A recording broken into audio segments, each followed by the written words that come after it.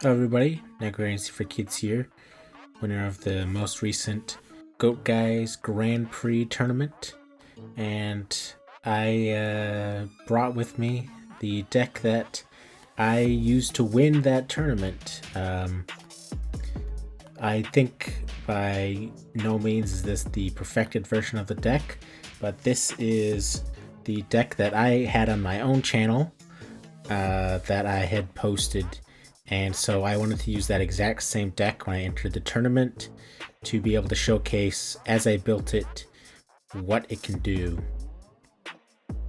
Basically, as you can see, it is a Beast and Beast Warrior aggro deck, though you'll notice a lot of very strange things about it, which I will go into detail about. The deck itself started as kind of a really super gimmicky deck that revolved around stealing the opponent's cards, and evolved into something actually playable once I realized the true potential of it. I was running 3 of this guy, Ghost Knight of Jackal, level 5 Beast Warrior, 1700, 1600. When destroys a monster by battle, you can target that monster in the graveyard and special summon it to your field in defense position, as well as using scapegoats alongside enemy controller. In the original version of the deck, it also remembered about the power of Gaia Power with scapegoat tokens, so that they can actually attack, since Gaia Power increases the attack of earth monsters by 500, and scapegoats are earth, so you can get 2000 damage if they have an open field just with scapegoat tokens. If you're lucky, it can sort of act like a repeatable version of Cannon Soldier, and you end up, having monsters still left on the field because you don't have to actually tribute them. Also, Gaia Power allows for Ghost Knight of Jackal to get powered up enough to be able to run over monsters and use its effect. Ghost Knight of Jackal is really good with Gaia Power if you can find a spot where your opponent puts a Chaos Sorcerer in defense mode, because then he'll run it over and then you get their Chaos Sorcerer. Very rare that something like that happens, but a lot of people don't think to not put Sorcerer in defense mode still, even though Sasuke Samurai is running around. A lot of times they don't realize that there's more of a downside to it being in defense mode, when they're not going to try to attack into your monsters, into a mirror force potentially. But besides that, Ghost Knight of Jackal, I am unfortunately going to remove from future versions of the deck, but it does have other synergy, because with enemy controller and with Snatch Steal, you take the opponent's monster and then you can tribute it off either main phase 2 or whatever. And so there's that, so you don't end up giving the opponent life points or losing the monster back to your opponent. But ultimately it's too hard to get it, and a lot of times it's dead draw. Doesn't run over Spy unless you have Gaia Power, and then do you really need a Spy? There's all sorts of reasons why it's not the greatest, but I'll go into the other cards of the deck now. We'll start off with, I run 2 Berserk Gorilla in the main deck, and I have 1 sided for against matchups like Warriors and other aggro decks that having the high attack points matters a lot. In the later versions of the deck, I'll probably even main deck a 3rd one. And then we have 3 Chiron the Mage, level 4 Beast Warrior with 1800 attack, 1000 defense, and it's also an Earth. He is one of the main reasons that we run mostly spells instead of traps in this deck, because once per turn you can discard 1 spell card and target 1 spell trap card your opponent controls, destroy that target. It's really, really good against Warriors, not so much against Chaos Turbo, because a lot of their stuff is chainable, but there's a lot of decks that this card's really good against. It's also good against Gravekeepers to get rid of their field spell, although you can also do it just by playing your own field spell, since in Go format it uses the original ruling that only one field spell can be active at a time. But because we have so many spells in this deck, we have a lot of fuel to activate this effect. Then we have 3 Enraged Battle Ox, one of the cards that makes this deck actually functionable. Level 4 Beast Warrior with 1700 attack, 1000 defense. If you're a Beast, Winged Beast, or Beast Warrior monster, attacks defense position monster, you inflict piercing battle damage. So it includes itself, it includes Chiron the Mage, it includes Berserk Gorilla, it includes Ghost Knighted Jackal, and most of the other cards in this deck. Pretty much, this just allows you, especially against goat control and flip focus decks, to just continuously pressure the opponent's life points and eventually drain them out. Then we also have in this deck 1 Exiled Force, because we're running 3 Giant Rat, and Exiled Force is good to get rid of face down monsters as well when we don't already have piercing or need to go in for that extra damage, as well as get rid of threats that you can't run over with these monsters, which include things like Chaos Sorcerer and BLS. Unfortunately, even boosted Enraged Battle Ox and Giant Rat and them don't run over a Chaos Sorcerer in attack mode, although Berserk Gorilla does, but Berserk Gorilla can't take on BLS. So this is just good to have for general removal purposes, even though we're not a warrior deck. Then there's the Ghost-Knighted Jackal, and I'm running 3 Giant Rat because just 2 doesn't really cut it that well. A lot of times you'll want the third one to be able to go into another one and then into a card. And also it is a beast and an earth monster, so it inflicts piercing with Enraged Battle Ox, and it gets a boost from Guy Power. So under Guy Power, it's 1900 attack. So in most decks, the only things that are gonna get over it are a boosted Blade Knight, which then you just summon something bigger with its effect, or a Chaos Sorcerer or BLS.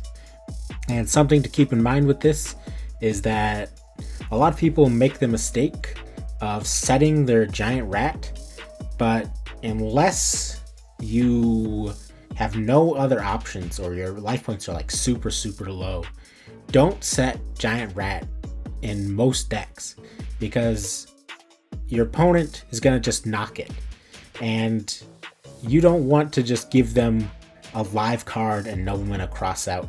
You want them to have that as a dead card for the entire game. As well, you're just losing the card versus being able to possibly get its effect off. The only downside would be if you're playing against something like Monarchs and they brain control it, or your opponent snatch steals it. But other than those scenarios, you really just want it to be in attack mode. Then for additional targets besides Exiled Force to summon with our 3 Giant Rats, we're running 2 Gyakugire Panda, and I think most of you know what this does. 800 attack, 1600 defense, and gets 500 attack for each monster on your opponent's field. If your opponent just has one monster and you have Guy Power, that's 1800 right there, and this goes up. And it inflicts piercing damage as well. So if your opponent is running Scapegoats and they have 4 goats, it gets plus 2000 attack, and it 2800 piercing damage to your opponent is pretty devastating. And a lot of times you can take advantage of it in this deck because of the spells that we play to still inflict the piercing damage to your opponents, because a lot of times their defense position monsters have lower defense. And we also have 1 Injection Fairy Lily, 400 attack, 1500 defense, earth monster as well. And if this card attacks or is attacked, you can pay 2000 life points, and it gains 3000 attack during damage calculation. This is extremely good for getting rid of BLS, Chaos Sorcerer, or just smacking the opponent's life points directly, getting rid of the threats that you really need to, and you only pay the life points if the battle goes through, so you don't have to worry if they Sakuretsu or Book of Moon it or whatever. This has definitely turned around games, but you need to also be smart about it and not activate its effect willy-nilly, especially if the opponent is playing recruiters like their own Giant Rat or Mystic Tomato, because if you are lower on life points, you're going to lose that exchange with the recruiter, because you pay 2,000, they take 2,000, you pay 2,000, they take 2,000, then they have another recruiter, and they might be able to just attack over Lily then, and you paid all those life points for pretty much nothing. And to round out the monsters in the main deck, we have one Tribe Infecting Virus. It's the only main deck monster that is not Earth, because we want, again, to be able to take out things such as Chaos Sorcerer and BLS. And also, it's really good for clearing Spy when we don't have the bonus from Gaia Power.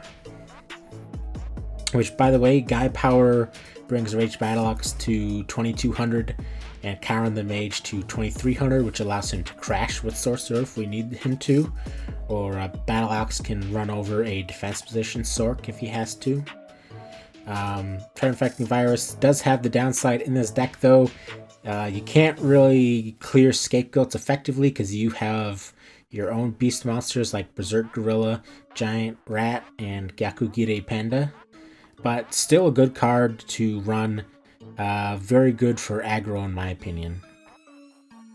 Then we run 3 Book of Moon. Because we're not running a lot of traps, we need ways to stop the opponent's monsters from attacking us, destroying our monsters, and also Book of Moon puts them in defense and we can just pierce over them with Enraged Battleox, or with Gyakugire Panda that makes them stay on the field so that Panda gets an even higher boost, they can take out something else even. And Book of Moon is also useful for like stopping a breaker from being able to destroy one of your other back row, or from, you know, having a 1900 attack monster in attack mode for them, as well as stop them from snatch stealing, although there's a problem where a lot of our monsters have super low defense. Almost all of them have 1,000 defense, except like Giant Rat and Panda, and plus Gaia Power decreases the defense even more, so kind of sucks if our monsters are in defense mode. So I'm not even 100% sure if I would main deck 3 Book of Moon. I might rather put a 3rd enemy controller, which we run 2 of instead, but I'd have to test that out because I know Book of Moon does have situations where you really would rather have it, but I have to test and see how good that is. Then of course, I should have mentioned it first, we have the Trinity, Delinka Duo, Pot of Greed, Graceful Charity, and we have the 2 enemy controller. It's good for putting the monsters into defense position, or if they're in defense position like a Spy, you can put it in attack position and smash into them. That's one way that you can help to break Spies, or get in that last bit of damage that you have to do to the opponent if you don't have piercing or something that can run over it in defense mode. But in this deck, there's also the Tribute 1 monster to take control of an opponent's face-up monster until the end phase. I used this to win in the last duel against Moxie's by tributing my monster, taking his Chaos Sork, and attacking him directly with it. I also used that to steal an opponent's BLS and cause it to banish itself. And it combos very well with the 2 Scapegoat that we're running, where you can tribute these Scapegoat tokens and attack the opponent with their own monsters, or clear the way so your monsters can get in that last bit of damage. And you really only lose like the Scapegoat in that exchange. Though again, it does help to have the Ghost Knighted Jackal to be able to then tribute the monster, but you can still find a lot of scenarios with enemy controller to take out the opponent's life points faster than you normally would. And if nothing else, it will protect you from battle. Something that came up frequently with this is the ability to change into defense position helped when my opponent was either running their own Berserk Gorillas or when they stole my Berserk Gorillas, because then I change the defense mode and it destroys itself with its own effect. So it's essentially like having a chainable removal card that doesn't have a downside. And I ended up using that against Goat Boy in the tournament when he creature swapped my Berserk Gorillas like twice, and it was pretty funny. Then we have the 2 Gaia Power in this deck as well. Again, it's to boost our monsters' attacks so that they can run over even larger targets. As Moxie's in the tournament said, this makes it pretty good against warriors because I'm playing an Enraged Battle Ox with 2200 attack, so it pretty much gets over everything except for BLS and Sork in their deck, which most Chaos Warrior decks at least only run 1 of each, and obviously only 1 BLS. So that means there's pretty much only 2 monsters in their deck that you really have to worry about in any fashion. And again, Chiron the Mage gets 2300, 2500 for Berserk Gorilla, so you can run over an attack position, cast Sork no problem. And again, it just helps you to whittle down the opponent's life points even faster, getting that piercing even more. And again, with Scapegoat, it turns them into an aggro card itself. I ended up beating, I think it was 2 different duels. It might have only been 1, but I've used Scapegoat to win a number of times with Gaia Power while using this deck in general, and it's always hilarious and it's fun and it's actually very effective. People keep telling me to take this out, it doesn't fit, but not only will Scapegoat help us to protect our own life points from other aggro decks who have to waste so much time trying to take out each and every Scapegoat, and then we slap down our own big monster and take over theirs, but also it can be an aggro card alongside Gaia Power, and it combos with enemy controller, and if we really don't need it, we can discard it with Chiron the Mage to destroy back row. So you don't really lose much in this scenario, although Tribe Infecting Virus is even more effective against us because of that, because we run some other beasts in this deck, and Scapegoat tokens are beasts, so it can destroy even more, but it's only really come up once that really makes too much of a difference, and even then I don't think it actually mattered because I would have lost anyway because I had an extra card to discard anyway.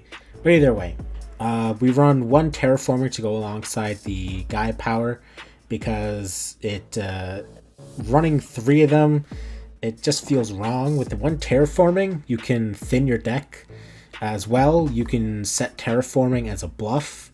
I bluff very, very aggressively whenever I duel, and I would definitely love to be able to set a Terraforming rather than having a Gaia Power stuck in my hand and not being able to bluff it, because if you set a field spell, your opponent knows it's a field spell, and go format, there's no field spell that you're going to be able to activate to stop your opponent from doing anything when it's set.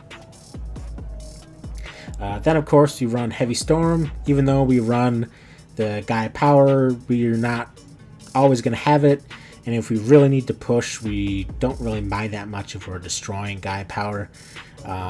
The upside to this is a lot better than any potential downside in my opinion.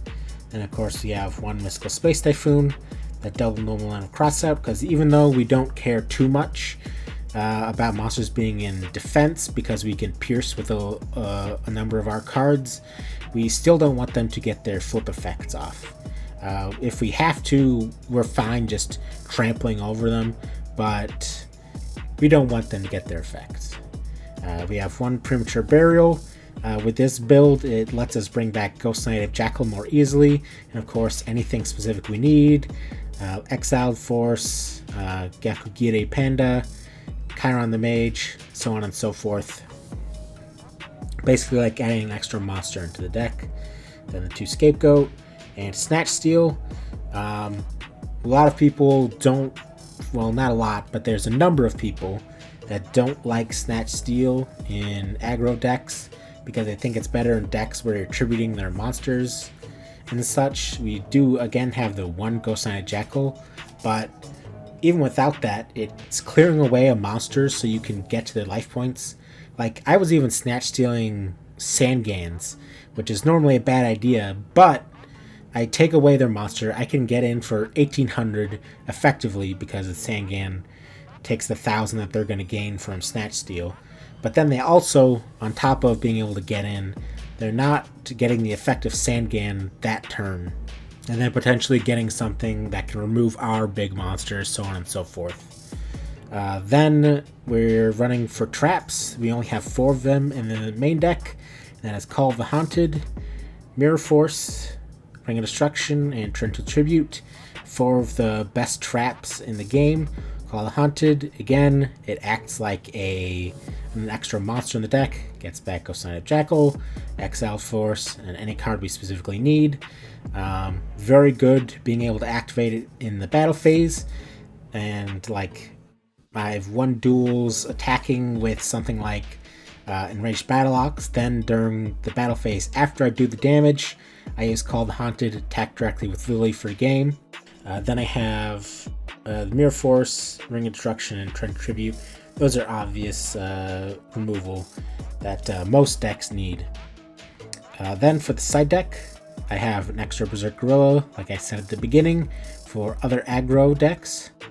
1 Kinetic Soldier for against warrior decks specifically, although it's not even as good as you might think against warriors because a lot of them nowadays play a lot of spellcasters too.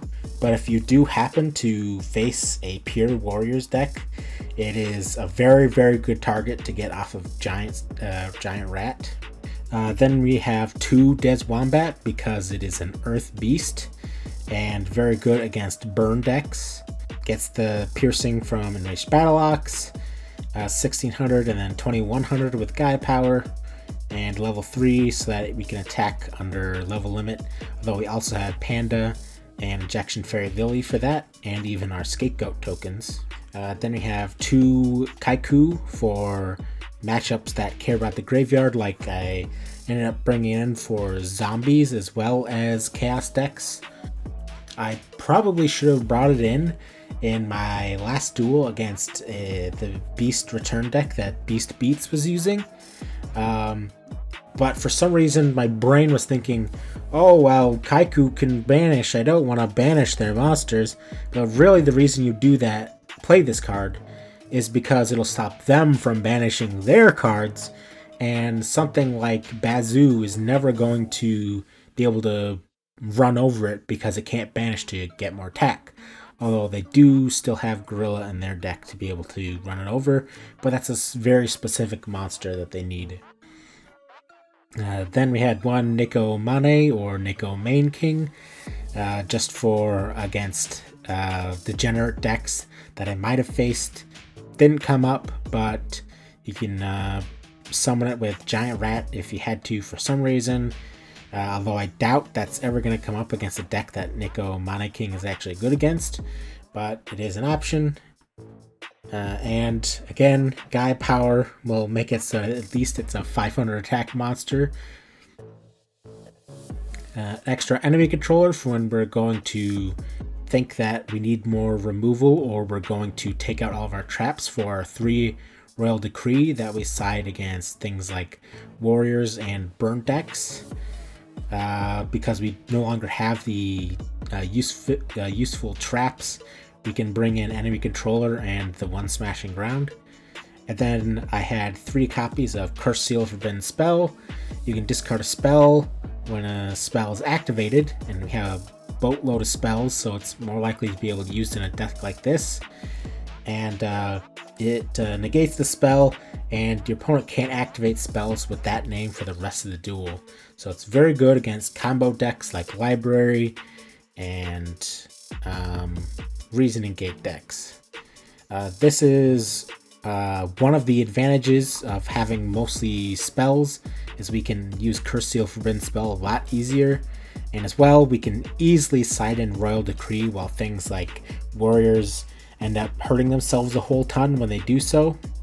In addition to, we're putting them in defense. Sure, we're not removing the monsters like with Sakuretsu armor and such, but we can still pierce over them with things like Enraged Battle Ox and Gyakugire Panda, and we can discard them to Chiron the Mage, and we don't get hurt by roll decrees the opponent might be playing, like if we were playing a warrior deck.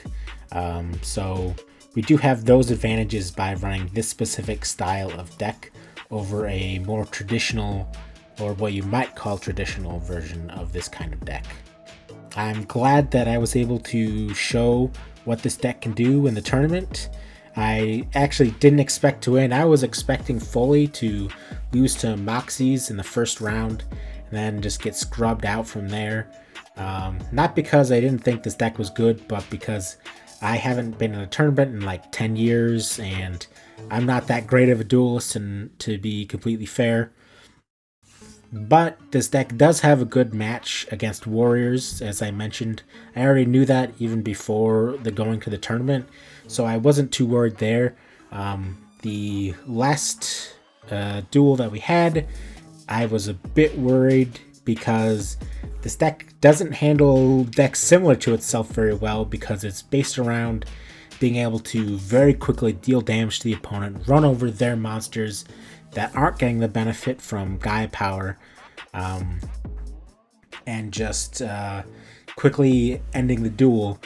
But when our opponent is playing cards very similar to us, we have to get lucky to draw the right combination of cards before they draw the right combination of cards. Because if they summon something like a Berserk Gorilla, I don't have anything except like my own Berserk Gorilla or Exiled Force to do anything about that. As well, they had the ability to be extremely explosive with Dimension Fusion, whereas in this deck, you don't really have an explosive card like that. The closest you could really say is like Enemy Controller, which can suddenly turn the tide of a duel with scapegoats or whatever. But definitely nothing on the level of Dimension Fusion. This is definitely more of a try to kill your opponent as fast as possible, but not relying too much on actual combos, just simple combos like, I have spells I can discard to Chiron the Mage.